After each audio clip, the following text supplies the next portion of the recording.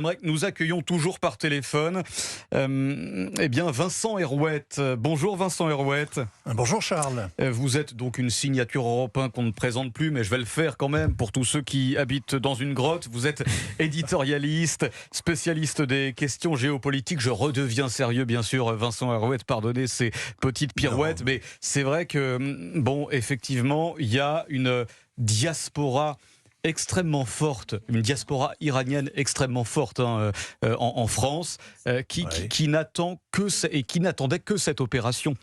Oui, il y a la diaspora qui est en France, il y en a aussi une grande partie qui était aux États-Unis, et il y a 90 millions d'habitants en Iran. C'est-à-dire qu'il y a des dizaines de millions d'Iraniens qui aujourd'hui rentrent la tête dans les épaules, espèrent bien sûr, s'arc-boutent et espèrent, mais aussi redoutent la suite des événements. Vous savez, l'Iran, ce sera pas une petite promenade, ce sera à côté la chute de Kadhafi. Ça a duré quelques semaines quand même. Il a fallu même quelques mois pour l'abattre, mais c'était une partie de plaisir à côté de ce que sera le démantèlement du pouvoir iranien, qui est féroce, qui a survécu à une guerre extrêmement meurtrière avec l'Irak, qui a survécu aux sanctions qui l'ont ruiné et qui n'a pas hésité à tirer dans le tas et à faire des dizaines de milliers de morts il y a un mois et demi. Et Vincent Herouette, je le rappelle, vous êtes donc effectivement spécialiste des questions géopolitiques. C'est pour cette raison que j'ai envie de vous entendre, si vous le permettez, si vous êtes d'accord, sur les opérations. Alors, combien de temps ça peut durer, ces opérations ? Mais on n'en sait absolument rien parce qu'on vient de sauter à pieds joints dans l'inconnu.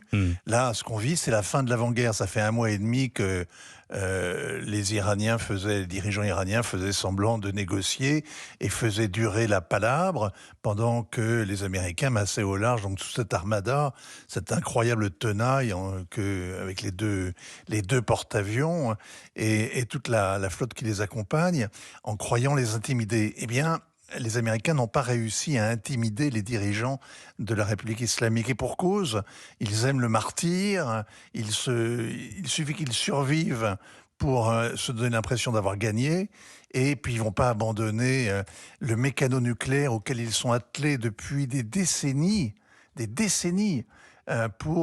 uniquement parce qu'on leur dit il faut tout arrêter, autrement ça va vous faire très mal. Donc voilà, ils ont cru que Donald Trump hésitait, qu'il pouvait temporiser. Eh bien non, le président a fini, il leur a donné une dernière chance à la négo.